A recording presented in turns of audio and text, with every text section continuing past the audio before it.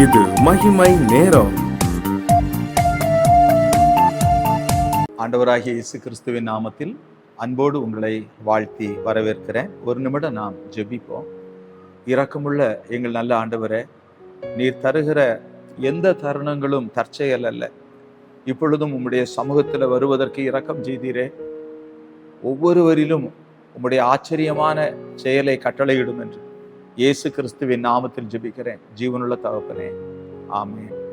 பிரியமானவர்களே, அப்போஸ்தலர் நடபடிகளின் புத்தகம் 26வது அதிகாரம் 7வது வசனத்திலே, இரவும் பகலும் இடைவிடாமல் ஆராதனை செய்து வருகிற நம்முடைய 12 கோத்திரத்தாரும் அந்த வாக்கு தத்தம் நிறைவேறும் என்று நம்பியிருக்கிறார்கள். பிரியமானவர்களே, ஆண்டவர் தம்முடைய பிள்ளைகளுடைய வாழ்வில் வாக்கு தத்தங்களை நிறைவேற்றுகிறவர். ஒரு காரியத்தை செய்கிறார், இரவும் பகலும் இடைவிடாமல் ஆராதனை செய்கிற அந்த மேன்மையை நமக்கு தருகிறார். பிரியமானவர்களே, ஏன் ஆண்டவர் அவருடைய பிள்ளைகளை இரவும் பகலும் ஆராதனை செய்கிறவர்களாக மாற்ற வேண்டும்? வெளிப்படுத்தல் 7வது அதிகாரம் 9 முதல் 17 வரையுள்ள பகுதிகளை படிக்கும் போது அவர்கள் இரவும் பகலும் கர்த்தரை சேவிக்கிறதை நாம் படிக்கிறோம். இன்றைக்கும் ஆண்டவர் நம்மிலே ஒரு காரியத்தை செய்ய விரும்புகிறார். இரவும் பகலும் இவர்களைப் போல ஆண்டவரை ஆராதிக்கிறவர்களாக நம்மை மாற்ற வேண்டும் என்று கர்த்தர் எதிர்பார்த்து வந்திருக்கிறார். பாருங்கள், சங்கீதங்களின் புத்தகம் 55வது சங்கீதம் 55வது சங்கீதம் 10வது வசனத்திலே 9, 10 வசனத்தை படிக்கிறேன். ஆண்டவரே, அவர்களை அழித்து அவர்கள் பாஷையை பிரிந்து போக பண்ணும் கொடுமையையும் சண்டையையும் நகரத்திலே கண்டேன். அவைகள் இரவும் பகலும் அதன் மதில்கள் மேல் சுற்றி திரிகிறது.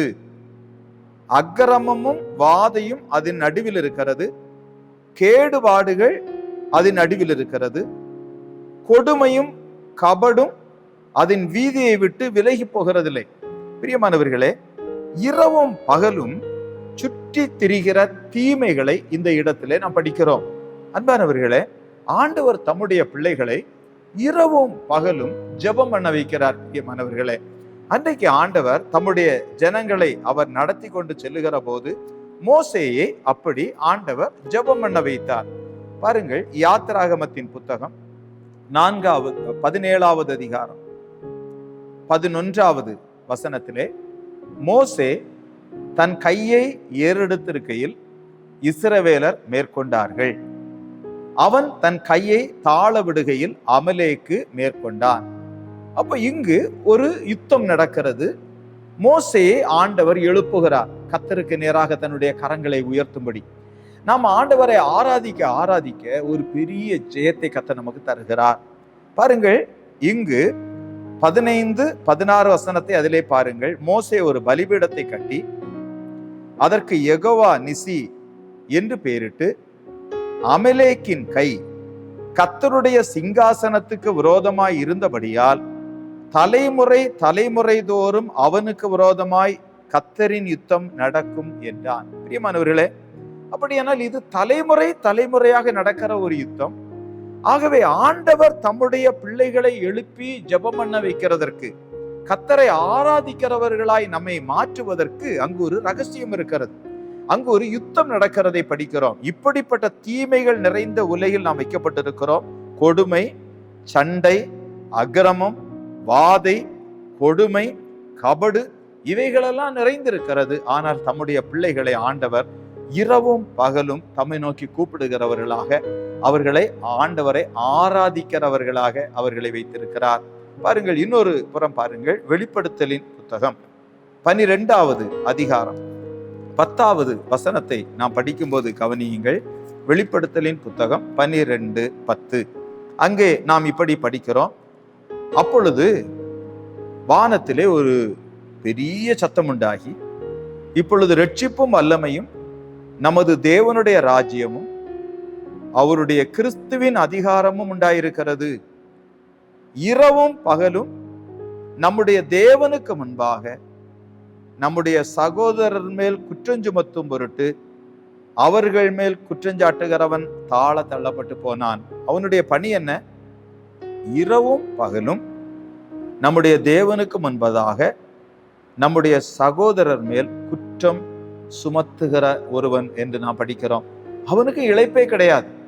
உங்கள் எதிராளியாகிய பிசாசானவன் எவனை விழுங்கலாமோ என்று வகை தேடி சுற்றித் திரிகிறான் என்றுதான் 1 பேதுரு 5:8 நாம் படிக்கிறோம். ஆகவே ஆண்டவர் தம்முடைய பிள்ளைகளை அவர் எப்படி மாற்றுகிறார்? இரவும் பகலும் கர்த்தரை ஆராதிக்கிறவர்களாக மாற்றுகிறார். ஆண்டவர் அவர்களை அனலுடையவர்களாக நிறுத்துகிறார். அனல் இருக்கிறவரை ஒரு கட்டை அது எரிந்து கொண்டிருக்கிறவரை அதிலே ஒரு ஈயால் போய் அமர்ந்திருக்க முடியாது. ஆகவே பிசாசு எந்த விதத்திலும் தம்முடைய பிள்ளைகளை அணுக விடாமல் ஆண்டவர் அவர்களை ஆவியில் ஆராதனை செய்கிறவர்களாக மாற்றுகிறார். அவரை தொழுது கொள்ளுகிறவர்கள் ஆவியோடும் உண்மையோடும் அவரை தொழுது கொள்ள வேண்டும். பாருங்கள், சங்கீதங்களின் புத்தகம் 42வது சங்கீதம் 3வது வசனத்தை நான் படிக்கும்போது கவனியுங்கள். உன் தேவன் எங்கே என்று அவர்கள் நாள்தோறும் என்னிடத்தில் சொல்லுகிறபடியால் இரவும் பகலும் என் கண்ணீரே எனக்கு உணவாயிற்று. அன்பானவர்களே, நாம் ஆண்டவரை தேடினால் அவர் நமக்கு வெளிப்படுவார். இப்பொழுது ஆண்டவர் நம்மை அவரை தேட வைக்கிறார், அவரை ஆராதிக்க வைக்கிறார். எதற்காக? இரவும் பகலும் நீ கண்ணீரோடே வாழ வேண்டாம் மகனே, நீ கண்ணீரோடே வாழ வேண்டாம். உன் தேவன் எங்கே என்று அவர்கள் சொல்லுகிற அந்த துக்க நிந்தையான வார்த்தை நீ கேட்க வேண்டாம், என்னிடத்தில் வா என்று சொல்லி ஆண்டவர் நம்மை இரவும் பகலும் அவரை ஆராதிக்கிறவர்களாக மாற்றுகிறார். பிரியமானவர்களே, ஆண்டவர் அன்றைக்கு தானியேலை அப்படி மாற்றினார். அந்த தரிய ராஜா சொன்னார், தானியேலே, நீ இடைவிடாமல் ஆராதிக்கிற தேவன் உன்னை தப்புவிக்க வல்லவராய் இருக்கிறார். பாடுகள் வந்தது. பாருங்கள், தானியேலின் புத்தகம் 6வது அதிகாரத்தை நாம் படிக்கும்போது பாருங்கள், இந்த தானியேல் தினம் 3 வேளை, அதிலே தானியேல் 6வது அதிகாரம் 10வது வசனத்திலே அவர் ஆண்டவருக்கு முன்பதாக கடைசியிலே நாம் படிக்கிறோம், அங்கே தான் முன் செய்து வந்தபடியே தினம் 3 வேளையும் தன் தேவனுக்கு முன்பாக முழங்கால் படியிட்டு ஜெபம் பண்ணி ஸ்தோத்திரம் செலுத்தினார். இதை தரியு ராஜா பார்க்கும்போது அவர் என்ன சொல்லுகிறார்? 16வது வசனத்திலே ராஜா தானியேலை நோக்கி, நீ இடைவிடாமல் ஆராதிக்கிற உன் தேவன் உன்னை தப்புவிப்பார், நீ இடைவிடாமல் ஆராதிக்கிறாயே என்று ஆண்டவரை அறியாத ஒரு ராஜா சொல்லுகிறார். 20வது வசனத்தை பாருங்கள். ராஜா கெபியின் கிட்ட வந்தபோது துயர சத்தமாய் தானியேலை கூப்பிட்டு, தானியேலே, ஜீவனுள்ள தேவனுடைய தாசனே, நீ இடைவிடாமல் ஆராதிக்கிற உன் தேவன் உன்னை சிங்கங்களுக்கு தப்புவிக்க வல்லவராய் இருந்தாரா என்று கேட்கிறார். அன்பானவர்களே, நெருக்கம் வந்தது. ஆனால் இடைவிடாமல் ஆராதித்த தானியேலுடைய வாழ்வில் கர்த்தருடைய மகிமையை கண்டார். பவுலுக்கும் சீலாவுக்கு நெருக்கம் வந்தது. சிறைச்சாலையிலே போடப்பட்டார்கள். ஆனால் ஆராதிக்கிறதை அவர்கள் நிறுத்தவே இல்லை. பிரியமானவர்களே, ஆராதிப்பதை அவர்கள் நிறுத்தவே இல்லை. நாம் மார்க் எழுதின சுவிசேஷம் 5வது அதிகாரம் 5வது வசனத்தை படிக்கும்போது பாருங்கள், மார்க்கு 5வது அதிகாரம் 5வது வசனம். அவன் எப்பொழுதும் இரவும் பகலும் மலைகளிலும் கல்லறைகளிலும் இருந்து கூக்குரலிட்டு கல்லுகளினாலே தன்னை காயப்படுத்தி கொண்டிருந்தான். இப்பொழுது இவன் என்ன செய்கிறான்? இரவும் பகலும் தன்னை காயப்படுத்துகிறான். அன்பானவர்களே, சாத்தானுடைய ஒரு தந்திரமான செயல் என்ன? இரவும் பகலும் அவன் வேலை செய்து கொண்டே இருக்கிறான். அவன் செய்கிற காரியம் என்ன? ஜனங்களை காயப்படுத்துகிறான். ஆனால் பிரியமானவர்களே, ஆண்டவர் தம்முடைய பிள்ளைகளை எழுப்புகிறார். காலைதோறும் என்னை எழுப்புகிறார் என்று பக்தன் சொல்லுகிறார். பாருங்கள், ஆண்டவர் தம்முடைய பிள்ளைகளை எழுப்புகிறார். பிரியமானவர்களே, ஏனென்றால் நாம் சங்கீதங்களின் புத்தகம் 55வது சங்கீதம் 17வது வசனத்தை பாருங்கள். சங்கீதம் 55:17. அந்தி சந்தி மதியான வேளையிலும் நான் தியானம் பண்ணி முறையிடுவேன், அவர் என் சத்தத்தை கேட்பார். அல்லேலூயா. பிரியமானவர்களே, ஆண்டவர் இப்பொழுது என்ன செய்கிறார்?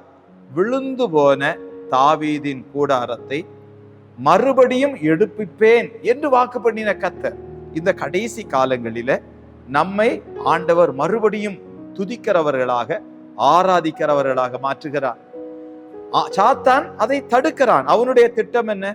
உபாகமம் 28:66 படி இரவும் பகலும் நமக்குள் திகிலை கொண்டு வர வேண்டும் என்று சொல்லி ஆண்டவரோடு இருக்கிற ஐக்கியத்தை பிரிப்பதற்கு போராடுகிறான். என்ன வந்தாலும் பிரியமானவர்களே, கர்த்தரை ஆராதிக்கிற இதை நிறுத்தக்கூடாது. இரவும் பகலும் ஆராதனை எழும்பிக் கொண்டே இருக்கட்டும். ஒரு அக்கினி பற்றி எரியட்டும். கர்த்தருடைய வல்லமை விளங்கும்படி நம்மை அர்ப்பணிப்போமா? நம்ம எல்லாரும் ஆண்டவரை நோக்கி பார்ப்போம். இரக்கமுள்ள நல்ல ஆண்டவரே, விழுந்து போன தாவீதின் கூடாரத்தை ஒவ்வொருவருடைய வாழ்வில் நீர் எழுப்புவீராக. எங்கள் தகப்பனே, சத்துரு எவ்வளவு தந்திரமாய் இரவும் பகலும் எங்களுக்கு விரோதமாய் போராடும் போது ஆண்டவரே, கர்த்தருடைய யுத்தங்கள் நடக்கும்படி, ஆண்டவருடைய வல்லமையான ஜெயம் உண்டாகும்படி ஒவ்வொருவரையும் அப்படி ஆண்டவர் விண்ணப்பத்தின் ஆவியினால் நிரப்பி இரவும் பகலும் உம்மை ஆராதிக்கிறவர்களாய் ஆசீர்வதியும் என்று இயேசு கிறிஸ்துவின் நாமத்தில் ஜெபிக்கிறோம் ஜீவனுள்ள தகப்பனே. ஆமென், ஆமென்.